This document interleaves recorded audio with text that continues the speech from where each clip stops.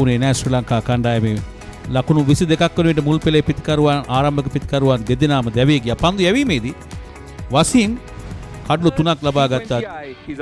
ඔගෙන් ලකුණු 54ක් ලබා. මේ තරගයේ විශේෂ අවස්ථා කමිල් මිෂාර පැතුම් නිස්සංක එකතුනේ ආරම්භක පිතිකරුවන් මේ පැතුම් නිස්සංකගේ දැවී යාම ඔහුගේ දුර්වල පිතිකරණය පායින පැත්තේ මුල් තරගයේදීත් ඔහු දැවී ගියේ පායින පැත්තේ. ඉන් අනතුරුව කමිල් මිෂාර තමත් හොඳ ඉනිමක් දියත් කරමින් සිටිදී කඩුළු රකින්නා වෙත උඩ පන්දුවක් ලබා දීමෙන් ඔහු ක්‍රීඩා පිටින් ඉවත් වුණා ලකුණු 20කට.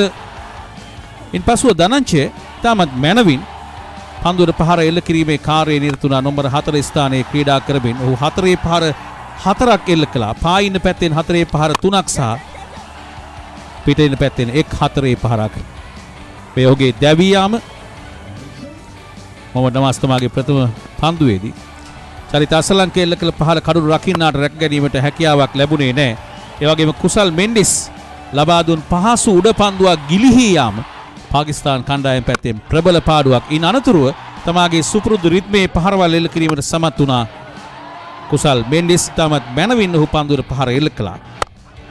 චරිත අසලංක තමාගේ ඔෆ් ස්ටම්ප් එක දෙසින් ඩීප් එක්ස්ට්‍රා කවර් කලාපයෙන් අලංකාර 6 පහරක් කුසල් මෙන්ඩිස් මැනවින් පන්දුවට පහර එල්ල කරමින් ලකුණු ලබා ගැනීම වේගය වැඩි කරද්දී අවසන් භාගයේදී ඔහු පිටින් පැත්තේ උඩ පන්දුවක් ලබා දුන්නා.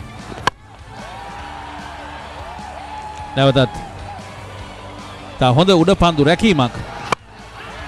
ඉන් පසුව තමයි ගිනිකෙලි සංදර්ශනය නායක දසුන් ශානක 6 පහර 5ක් රංගිරි දඹුල්ල ක්‍රීඩා පිටියේ එල්ල කරමින් ප්‍රේක්ෂකයන් ප්‍රීති ප්‍රමෝදයට පත් කළ පිතිහරමයක් දියත් කළා. එක් පන්දුවරයක් තුල ඔහු 6 පහර 3ක් පිට එල්ල කිරීමට සමත් වුණා. දසුන් ශානක නායකයා හැටියට තමාගේ වගකීම ඉතාමත් හොඳින් ඉටු කළා. දැවැන්ත 6 පහර 5ක් ඔහු ලබා ගත්තා.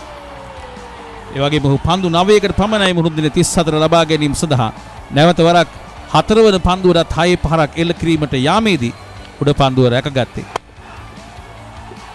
කෙසේ නමුත් ඉතාමත් මැනවින් ශ්‍රී ලංකා පිතිකරුවන් ඉනිම නිමාවට පත් කළා.